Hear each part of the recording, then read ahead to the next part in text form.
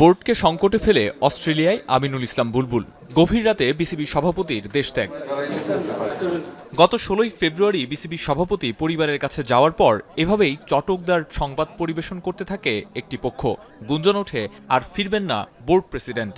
BCB নির্বাচন নিয়ে বিতর্কের রেশ, বাংলাদেশের বিশ্বকাপ খেলতে না যাওয়া, বিপিএল এর অমীমাংসিত পারিশ্রমিক ইস্যুতে দুয়ে দুয়ে ৪ মিলিয়েছেন অনেকেই। তবে এখন টেলিভিশন জানতে পেরেছে রোববার ভোরে ঢাকায় ফিরছেন বুলবুল। অবশ্য বিসিবি পরিচালক ইফতেখার রহমান মিঠু জানিয়েছেন চলতি সপ্তাহেই ফেরার কথা।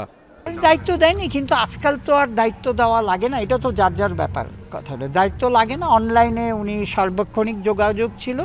আমার যতটুকু ইনফরমেশন যে এই সপ্তাহে উনি আসতেছে।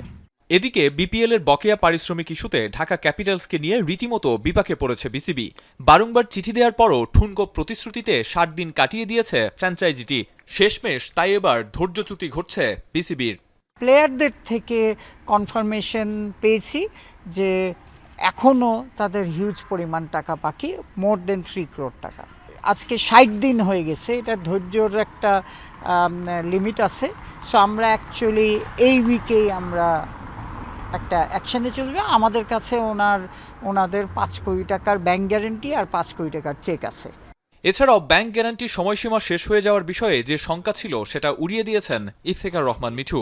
একটা ব্যাংক গ্যারেন্টির ডেট হচ্ছে 15ই মে, তার মানে প্রায় আরও আমাদের ১.৫ মাস আছে। আর আরেকটা আছে বোধহয় 6 মাস আরও আছে। আমরা লভ্যাংশ দেবো যখন সব ক্লোজ হবে, তারপরে সেটার সাথে তো আপনি যখন টিম নিয়েছেন এটার সাথে কিন্তু এটার সাথে কোনো কানেকশন নাই। ঢাকার ফ্র্যাঞ্চাইজি নিয়ে বিপাকে থাকলেও বিপিএল এর বাকি দলগুলোর বিষয়ে অবশ্য স্বস্তি প্রকাশ করেছেন ইফতেখার রহমান মিঠু। জানিয়েছেন সিলেটের বিদেশি ক্রিকেটারদের পারিশ্রমিক ছাড়া বাকিদের পেমেন্ট ইতোমধ্যেই পরিশোধ করা হয়েছে। আরিফুল ইসলাম সাহাব, এখন, ঢাকা।